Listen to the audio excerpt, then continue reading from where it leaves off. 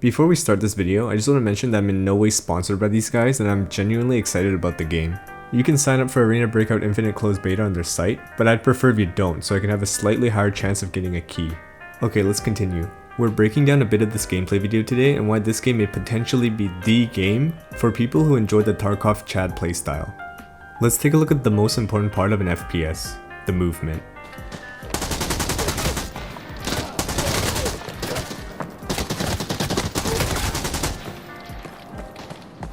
The first thing you notice is the lack of inertia, but with a fairly slow strafe speed. This is a good balance compared to a heavy inertia system with a high strafe speed like Tarkov. When somebody swings an angle, there needs to be enough time for both players to have a fair fight. But if you remove inertia from Tarkov and keep its strafe speed, the person strafing in and out of an angle pre-firing will give the defender no time to react.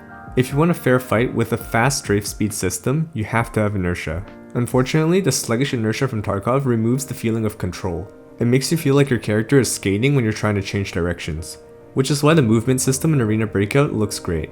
With a slower strafe speed, you can have no inertia to give the feeling of control back to the player while keeping fights fair between the peeker and the angle holder. If netcode is good, then that's the perfect cherry on top. A part of the no inertia AD/AD spam meta in Tarkov is due to desync being up to several seconds off. If you can reliably aim and track your enemy while having a movement system like Arena Breakouts, that's the perfect balance to promote active firefights where you can choose to be aggressive or defensive, but neither will have too much of an advantage. At the moment in Tarkov, even if you're just slightly overweight, there's no way you'll win against someone sitting down, which is why you see so many players this wipe staying still as soon as an audio cue is heard. The risk to reward is so disproportionately bad for moving around.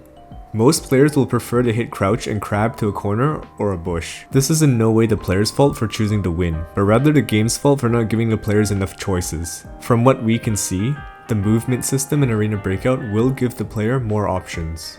This game could potentially be the Tarkov Labs Chad's dream. Unfortunately, that's all the gameplay we get. When it comes to shooting and recoil, I can't really comment on that without playing, because I don't know how much compensation is being done by the player on screen.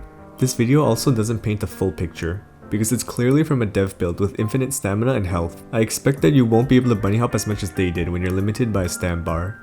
Out of raid, we don't know how the menus, quests, or traders are going to look like yet, so there's nothing to cover when it comes to that. As always, thanks for watching. Hopefully I'll see you next week whether in-game or through stream. If we get unlucky and we don't get it, then so be it.